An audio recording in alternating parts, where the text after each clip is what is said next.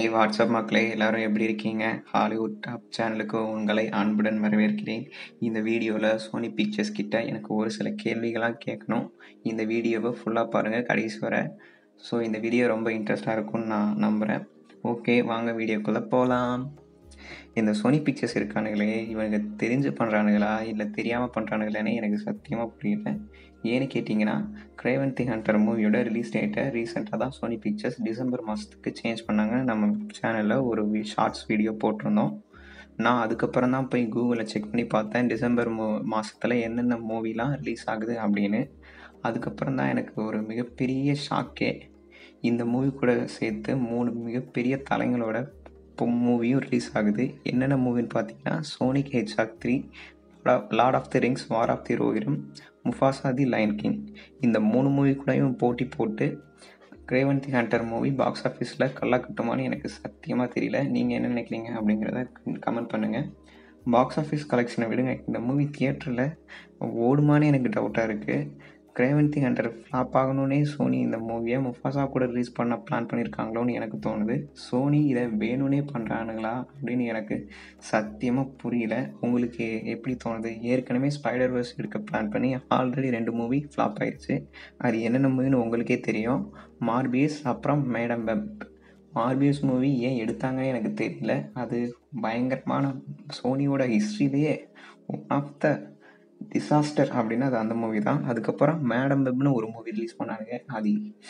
அதுவும் ஏன் ரிலீஸ் பண்ணானுங்கன்னே எனக்கு சத்தியமாக தெரியல. அதுவும் பயங்கரமான ஃப்ளாப்பு. இந்த 2 மூவினாலேயே ஸ்பைடர் வேர்ஸுக்கு உண்டான ஹைப்பே மொத்தமாக குறைச்சிட்டானுங்க. கிரேவன் தி ஹண்டர் மூவி பார்த்தீங்கன்னா, இது போன வருஷம் ஆகஸ்ட்லேயே ரிலீஸ் ஆக வேண்டிய படம். இந்த மூவியை WGSTனால தள்ளி போட்டு கடைசியில் 2024 டிசம்பருக்கு தள்ளி போட்டானுங்க. இந்த மூவி எப்படா ரிலீஸ் பண்ணுவான்? இந்த படத்தை போன வருஷம் கூட பார்த்தீங்கன்னா இந்த மூவிக்கு ஏகப்பட்ட ஹைப் இருந்தது. இப்போ ரிலீஸ் டேட்டை சேஞ்ச் பண்ணி இந்த மூவிக்கு உண்டான ஹைப்பையே சோனி பிக்சர்ஸ் மொத்தமாக குறைச்சிட்டானுங்க. இந்த மூவி ரிலீஸ் பண்ணால் ஓடுமாங்கிறது எனக்கு டவுட்டாக இருக்குது. ஏன்னா இதோட ஹைப்பு சுத்தமாக யார்கிட்டையுமே இல்லை. ஏன்னா இதுக்கு முன்னாடி வந்த 2 மூவியுமே பயங்கரமான ரொம்ப ஃப்ளாப்பு, ரொம்ப பெரிய டிசாஸ்டர். பாக்ஸ் ஆஃபீஸ்லேயும் பயங்கரமான பேரிடியாக சோனி பிக்சர்ஸ் வந்து அமைஞ்சது. இதுக்கிடையில் இந்த ஃபேன்ஸுக்கு வேறு ஏற்கனவே வந்த 2 மூவிஸ் பிடிக்கல வேறு. இந்த மூவி மேடம் வெப்புக்கு முன்னாடியே வேறு ரிலீஸ் ஆக வேண்டிய மூவி. இந்த மூவியை தள்ளி போட்டு கடைசியில் 1.5 வருஷம், அதாவது 3 ரிலீஸ் டேட்டு சேஞ்ச் பண்ணிட்டானுங்க. அதுவும் கடைசியாக இந்த வருஷம் டிசம்பர்லேயாவது இந்த மூவி ரிலீஸ் ஆகுமா அப்படின்னு கேட்டிங்கன்னா அதுவும் ஒரு கேள்வி தான். மேபி மறுபடியும் சேஞ்ச் பண்ணாலும் சேஞ்ச் பண்ணலாம். இந்த மூவியை ரிலீஸ் பண்ணுவானுங்களான்னு பார்த்தா நீங்கள் இந்த மூவி ரிலீஸ் பண்ணால் என்ன பண்ணாட்டி என்ன அப்படின்னு ஆடியன்ஸ்க்குள்ள ஹைப்பே சுத்தமாக குறைஞ்சி போச்சு. நான்லாம் இந்த மூவிக்காக போன வருஷம் பயங்கர ஹைப்போட வெயிட் பண்ணிட்டு இருந்தேன். இந்த மூவி எப்படா ரிலீஸ் பண்ணுவானுங்க.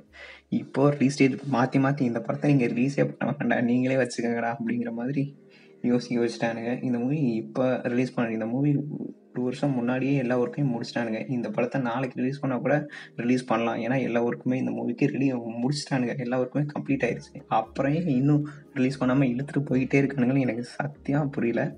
நீங்கள் இதை பற்றி என்ன நினைக்கிறீங்க அப்படிங்கிறத கமெண்ட் பண்ணுங்கள். இப்படி நீங்கள் இதை பற்றி நினைக்கிறீங்க? இந்த மூவியை டிசம்பர் மாதம் தள்ளி வச்சது எப்படி? இந்த மூவி அதுவும் முஃபாசா லயன் கிங் டிஸ்னியோட மிகப்பெரிய படம். ஏற்கனவே லயன் கிங் 1 பில்லியன் அடிச்சிருந்தது. ஏற்கனவே அந்த மூவியில் ஒரு மூவி வந்து இதில் ப்ரீக்வல் வேறு. இந்த மூவி 1 பில்லியன் அடிக்கணும்னு எதிர்பார்க்கப்படுகிறது. அந்த படத்துக்கு கூட ரிலீஸ் பண்ணி எப்படா பாக்ஸ் ஆஃபீஸ் சக்ஸஸ்ஃபுல்லாக இந்த படத்துக்கு கல்லா கட்டுவீங்க? எனக்கு சத்தியமாக புரியலடா. சோனி என்ன தான் நினச்சிட்டு இந்த படத்தை ரிலீஸ் டேட்டை தள்ளி போட்டுகிட்டே போனானுங்களோ எனக்கு சத்தியமாக புரியல. இந்த படத்துக்கு அவ்வளோ ஹைப்பாக இருக்குது. நீங்கள் என்ன தான்டா பிளான் பண்ணி வச்சுருக்கீங்க? இவனுங்க ரிலீஸ் பண்ண ஸ்பைடர்வர்ஸில் ரிலீஸ் பண்ண மூவிஸ்லேயே இதுவரை 2 படம் மட்டும்தான் நல்லா ஓடிருக்கு. ஒன்று ஸ்பைடர்மேன் ஃப்ரான்ச்சைஸு, இன்னொன்று வெனம். இந்த 2 ஃப்ரான்ச்சைஸ் தான் ஓடிட்டுருக்கு, சக்ஸஸ்ஃபுல்லாக ஓடிட்டுருக்கு. இதில் வேறு சினிஸ்டர் 6 வேறு இன்ட்ரடியூஸ் பண்ண போனாங்களாம். ஒரு ஹீரோ வச்சு சோலோ மூவியும் உங்களுக்கு சரியாக எடுக்க தெரியல. இதை வச்சு மல்டி வில்லன் கான்செப்டை வச்சு எப்படா ஒரு நல்ல படத்தை நீங்கள் எடுக்க போகிறீங்க? எனக்கு சத்தியமாக புரியலடா. ஒரு சோலோ மூவி எடுக்கவே உங்களுக்கு வக்கு இல்லை. இதில் நீங்கள் எப்படி 5 வில்லன் 6 வில்லன் ஒரே படத்தில் வச்சு எப்படி கேரக்டராக டெவலப் பண்ணுவீங்க? சத்தியம் புரியல.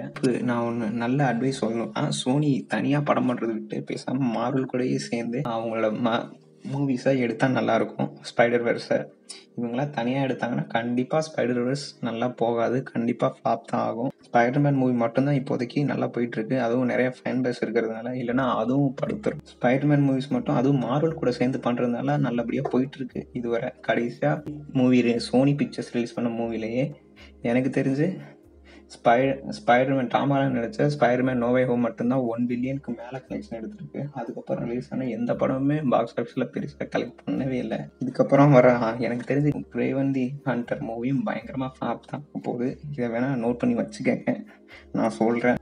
படம் ரிலீஸ் ஆனதுக்கப்புறம் என்ன நடக்குது அப்படிங்கிறத பார்ப்போம். தேங்க்யூ. நீங்கள் இதை பற்றி என்ன நினைக்கிறீங்க அப்படிங்கிறத கமெண்ட்டில் சொல்லிட்டு போங்க. Have a nice day. நான் ஏதாவது தப்பாக பேசியிருந்தால் மன்னிச்சிருங்க.